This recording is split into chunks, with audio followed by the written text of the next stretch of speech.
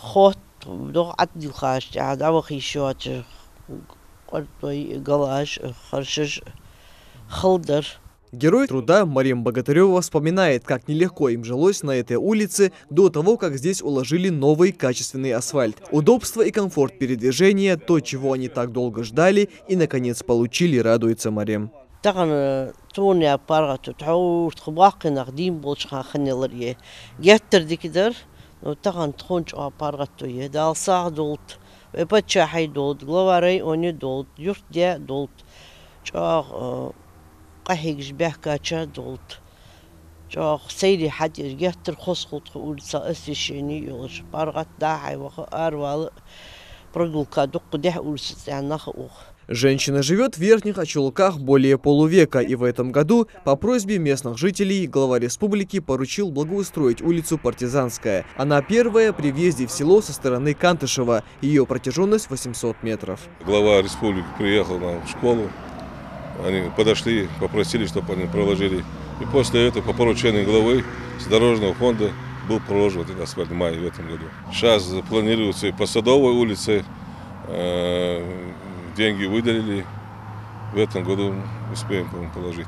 А это школа на 720 мест, которая строится в рамках нацпроекта образования. Возведение объекта началось в конце прошлого года. Основные бетонные работы уже позади, и сейчас здание облицуют кирпичом. Подрядчик обещал, что образовательное учреждение будет сдано в срок в середине 2022 года.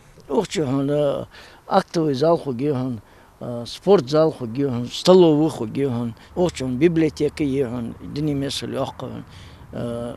мастерон, удобство, медперсонал, На сегодняшний день в Верхних Ачулках функционируют две школы. Обе они переполнены, их состояние оставляет желать лучшего. К примеру, 22-я школа была изначально построена как общежитие в 50-х годах прошлого столетия. Рассчитанная на 200 ученических мест, сегодня вмещает более 600 детей. Школьники, их родители и преподаватели все с нетерпением ждут новый альма-матер. Мы сможем идти в ногу со временем.